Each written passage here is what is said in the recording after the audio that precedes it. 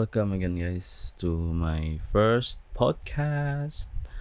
Bitaw like ganahan ako magbuhat aning podcast kay ganahan ako magstorya-storya bitaw like pagawas sa simong gibati or kanang the reason why nag-start man gud ang podcast sa una start sa pandemic di ba kay nara ka sa balay, quarantine ka, wa kay kasturya, kasagaran nimo kasturya is nara sa chat or sa imong kaduwa or mag video call mo di ba? So I think nasikat to ang podcast last year kay kanang urag naanad ka nga wala kay kasturya bitaw deep talks kanang grabe na kay mo gisturyaan. So that's why mo siguro nang nag-start ang podcast and that's why nag-start sa Gug Podcast, di ba? Ganahan lang ko nga magchika-chika, magstorya-storya unsa kong ganahan iyaw-yaw, di ba?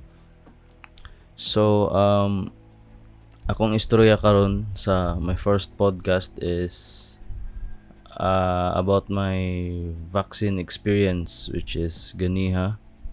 Naitabo siya ganiha. So ang first ato is nagduwa ra ko gabi, di ba? Nagduwa ra ko diri gabi and then kalit lagsud ako mamo sa akong kwarto na siya nga kuya nay Moderna og Pfizer ugma ato ta sa Waterfront Hotel. Then last week ato pag Thursday ni try mi dito og walk-in and then daghang kay tao ambot lang feel ako na ay Pfizer dito and sa Hopes Dome daghan pug kayo kay ang vaccination site dere is Hopes Dome, Waterfront Hotel, Auditorium, and then naapod sa Marigondon I think and naapod sa naapod sa Mactan Newtown.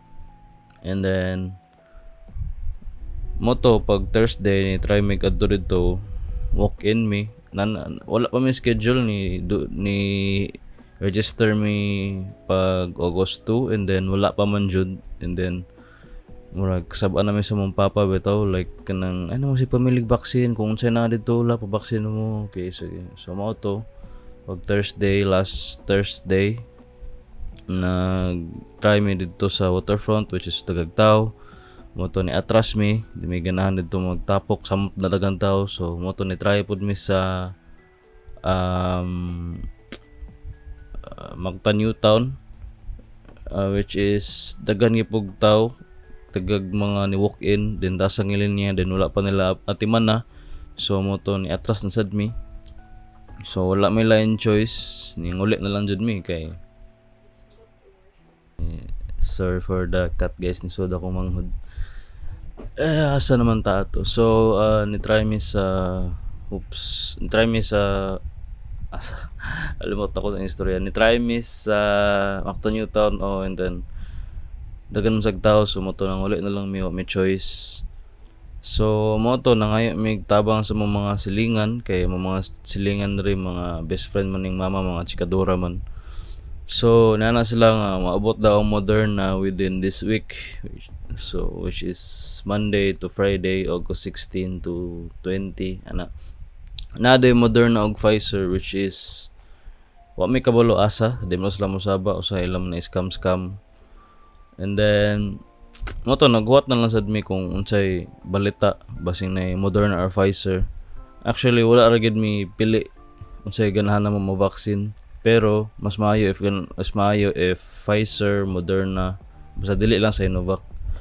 Okay, so wala may ningon nga bati ang Sinovac, ang amo lang is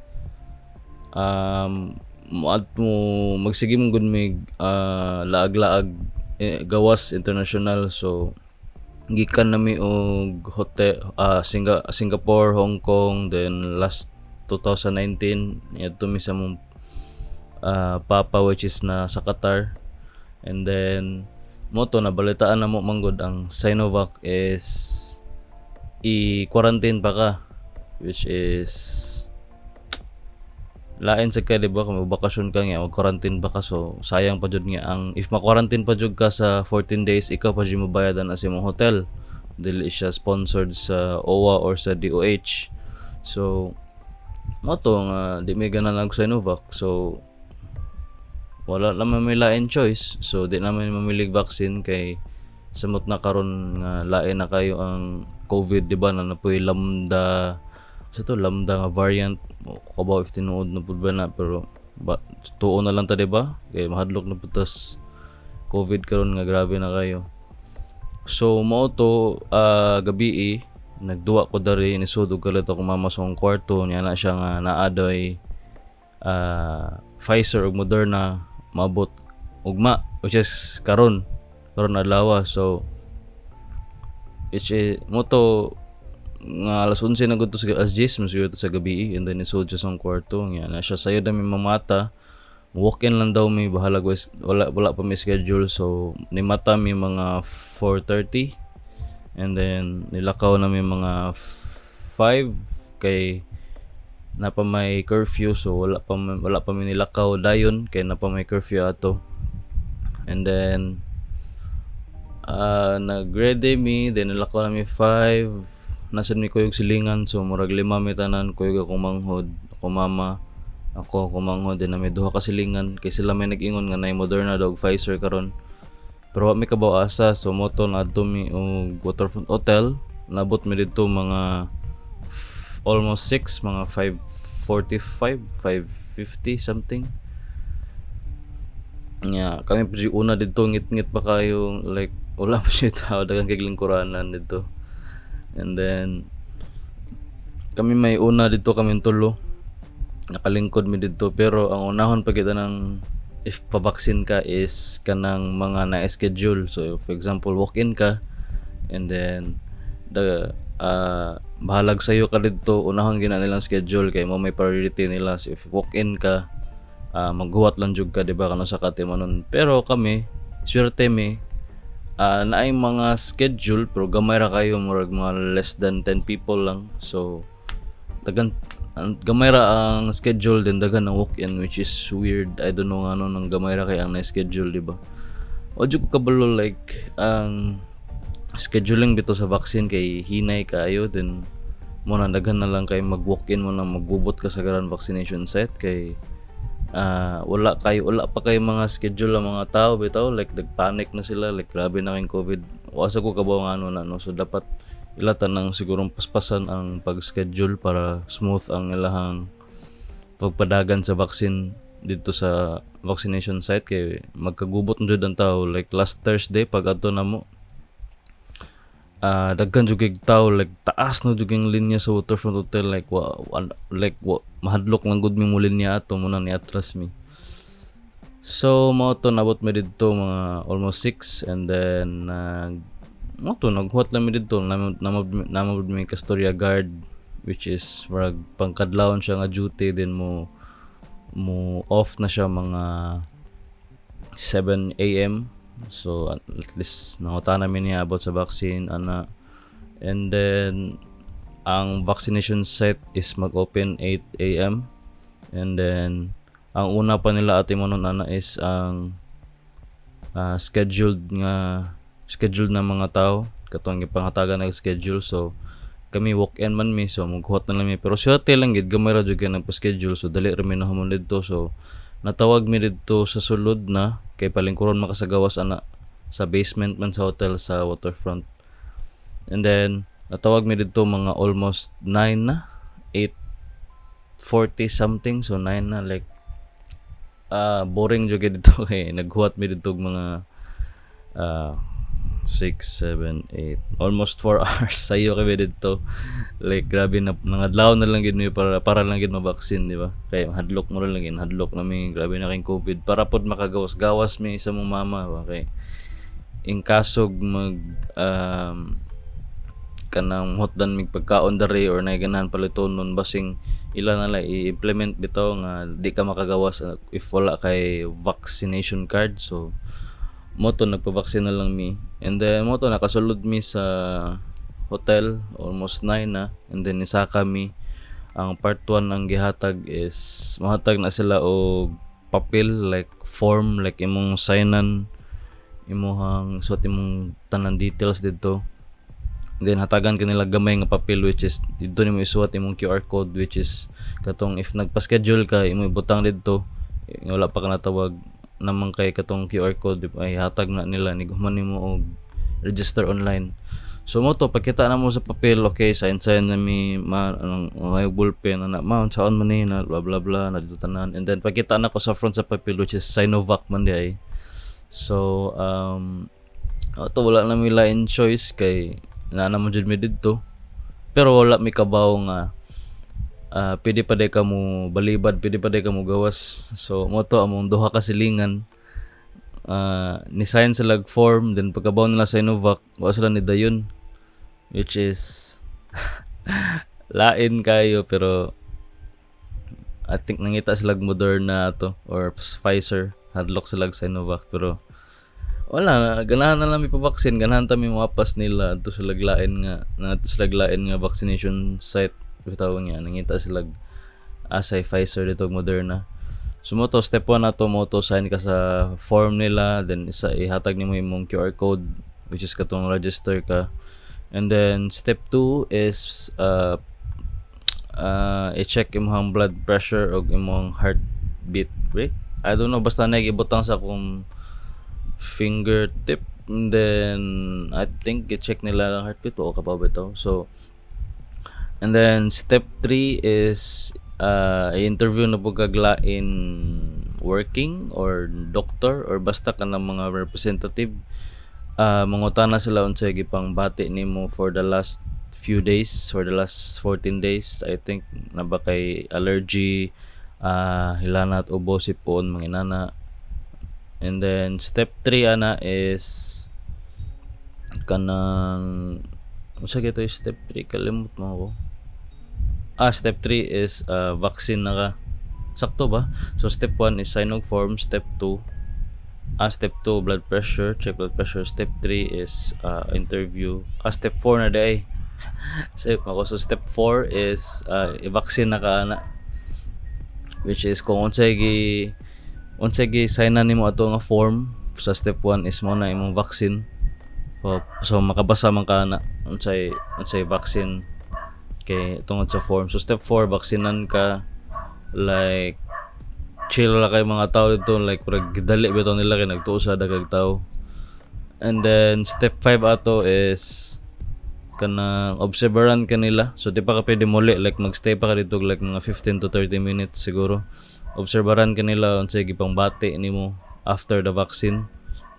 So like i-check na pud imong blood pressure, check na pud imong katong heartbeat rate, ambot o jago ka sa lang i-check. And then mao to final step 5, i-check ka nila, observeran ka nila for 15 to 30 minutes, maglingkod ka dito. And then ang check out nimo which is step 6 is sign out, ihatag nimo ilang ang imong vaccination card, sign na nila. And then Sinovac man na mo ang vaccine, so magpa-vaccine mi after 21 to 28 days. So nagpa-vaccine mi ka August 17, and then pabalikon mi o September 14. And then mo na nagawas man na. And then unfortunately bawal pa man akong manghod kay 17 years old pa man siya, so bawal pa daw mapavaksin Sinovac. I think bawal gid ang Sinovac sa mga bata below 18 o sa ko kabalo nga ano. So mo to gipagawa siya, naghuwat na siya sa gawas, which is loe kayo kay nagmat ni mata mig sayo para lang pavaksin, and then siya day kay wala day huwat-huwat mi dito. And then mo to nabaksinan mig Sinovac, and then wala may lain choice kay dapat magpa-vaccine na jud mi, like di man mi choose pero mas mayo gid lagi lain nga vaccine basta di lang Sinovac. And then amo ang duha ka silingan katong kuyog namo kay nangadto daw sila og Copsdom niya. And then swerte kay sila kay naa daw Moderna dito, Moderna og Pfizer. So late na sad mi nakabaw, like kanang humana mig vaccine ba ni chat akong mama or ni text. So mato wala may lain choice, swerte sila. So at least na vaksinan nami, at least na kay protection against sa COVID na para prevented. So akong nabantayan dito sa vaccination site is chill lang yung mga tao dito, like ang kasagaran ang katong sa step 2 nag-check sa akong blood pressure is I think student, bago pa to siya ni graduate or student pa to siya, kay like chill la kay sila, nagpa-music sila skilid, chika-chika sila, katong kilid niya kay nagduwa pag ML, like nani din yung mga tao chill la kayo, di ba? And then nabalan to nagpili pag playlist music, chika-chika ra gid sila, like didn't wa sila ningon nga unsay baton nimo, like aniha kani blah blah blah after sa vaccine blah blah blah, after pag step 5 na ami ipabasahon kag papel, which is ang bawal daw is bawal ka mo kaon og seafoods for 3 days. And then ang number 2 is bawal ka manigarilyo o bawal ka mo inom og mga alcohol, basta ka na mga hubog or basta na alcohol. And then ang number 3 is kalimot ko sa tong number 3, basta something kalimot ko. Pero nauta na ingnan sa gusto mama nga bawal daw mo kaon og manok og itlog, kay na daw misilingan nga nikaon daw siya og nikaon siya og itlog, then nagka rashes siya, which is Sinovac po diyang vaccine. Then after 3 days daw nikaon siya og manok, nag-rashes daw siya, like awa ko ka ba o if tinuod ba na okay, so ka na sa mong silingan mo tuon na lang mi, kay based on experience po Sinovac po diha, then first dose pa mi ila second dose. So mo na bawal na mo ka og manok. So I think imong kanon ra for straight 2 days is meat and fish except sa chicken. And then napa dito number 3 dato is if nado kay bation, like maglain imong lawas or maglabad imong ulo, kay minom ka og paracetamol, I think biogesic na, minom ka lahos ana. And then moro to nabantayan ako chilla jud kaayo. And paggawas na ko ato is mo sign out man ka, diba? Then naay free snacks, which is katulad dito sa mga naay schedule, which is sayang kay gutom ra ba kaya to kay sa iyo kay may didto din wala pa may kaon na may Skyflex siguro nga lipa na takay ko ba, kaya nagiputos naman na kanang nakaputos nagpina pagka styrofoam ba, so abi na ko katagal mi ato wala di ay I think para ra to sa scheduled.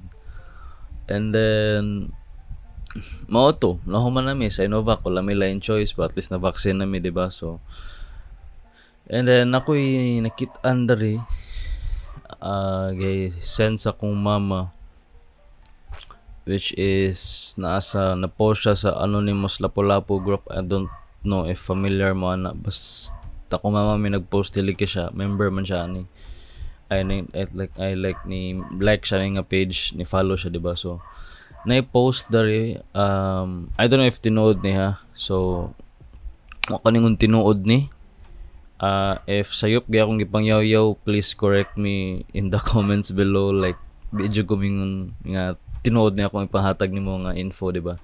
So ako lang ni siya i-send sa description para makita ninyo, mabasa ninyo. So ang nakabutang dere is a post from Milaka Medical Center about the vaccine and our immunity. So we lost Dr. Joey Avila, Director of Pathology at MMC, because of COVID. He received the second Sinovac and then contracted COVID within about a week after the second injection.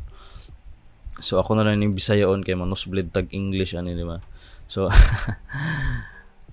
the reason daw nga nung magka-COVID pa ka, inighuman nimo og sa 2 doses of vaccine nimo is Sinovac na, dili ni wala ko ningon sa lain nga vaccine. So ang second dose daw is sa vaccine, if man nakag first dose sa Sinovac, after 28 to 21 days mo na imong second dose. Actually ang kana daw ang gipang sulod na to sa atong body, which is ang kanang vaccine is okay guys, sorry for the weird cut out danog battery ang camera. So asa na kita nata sa atong okay na katong nabasahan ako nga gi-share sa akong mama, which is ang second dose daw sa Sinovac is 21 to 28 days. And then after ana ang antibodies daw mo form na after sa vaccine, which is after first dose daw. And then if muso daw ang antibodies sa atong body, kay atong immunity mo drop daw. So basically mo nang mas dali ka ma-COVID siguro ana. I think mo na kung pasabot. And then if mo receive daw nimo ang second dose nimo sa vaccine, which is Sinovac, so mas mo drop gyud daw imong ang imong immunity. I don't know if tinuod ni, pero mo ni ako nabasahan. And then 14 days daw after sa imong second dose, imong antibodies ana is na fully formed na daw sa imong body, which is imong immunity ana mobalik nga daw kasaka. So magsige nagsaka imong immune system. And then ako na lang basahon, during this month and a half, due to low immunity, the probability of new coronavirus entering our new body is very high. It is because the exposure to the new virus at this fragile time that a person is infected. Therefore, that is very dangerous to get out of the house in this half month. Okay, so during daw sa imong second dose, after nga month, mas fragile daw ka nga ma-COVID ka kay tungod sa imong antibody lagi ug tungod sa imong immune system, murag nag-adjust pa imong body bitaw tungod sa vaccine. Then after daw ning human nimog dose, second dose ana, delikado na daw kayo, so dapat mo nara ka sa balay ana. So if ever anang nagtrabaho ka, I think dapat mask na lang jud ka, no, ay mag face shield, dapat magamping na lang jud ka, imong atimanon imong lawas na lang gid, no, wa jud nila in choice.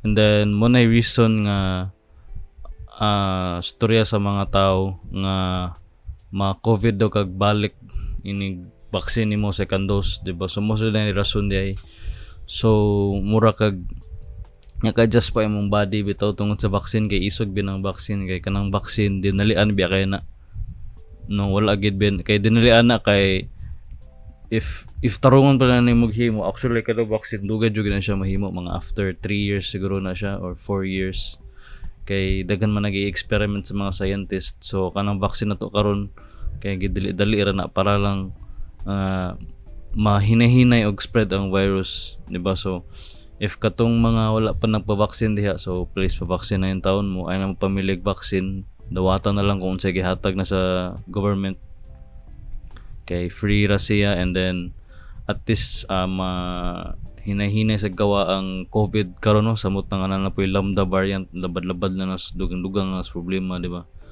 So para po din taon nga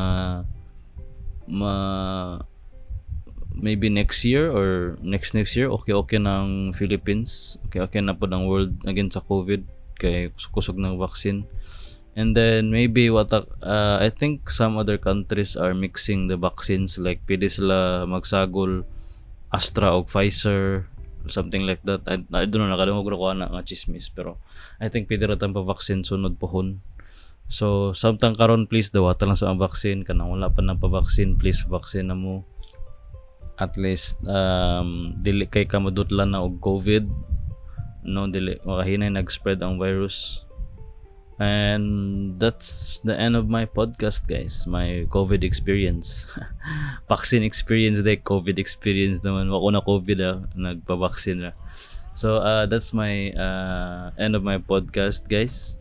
So please like and subscribe if you like my video. I'll be posting a lot some of my videos again soon, maybe next week or this week, depende lang sa akong mood. Okay guys, that's the end of my video, and stay safe guys, please. Pag alcohol mo permi. Click here to subscribe, click here to watch my previous vlog about giving quarantine tips or quarantine tips. Okay, see you guys, and good night, bye bye.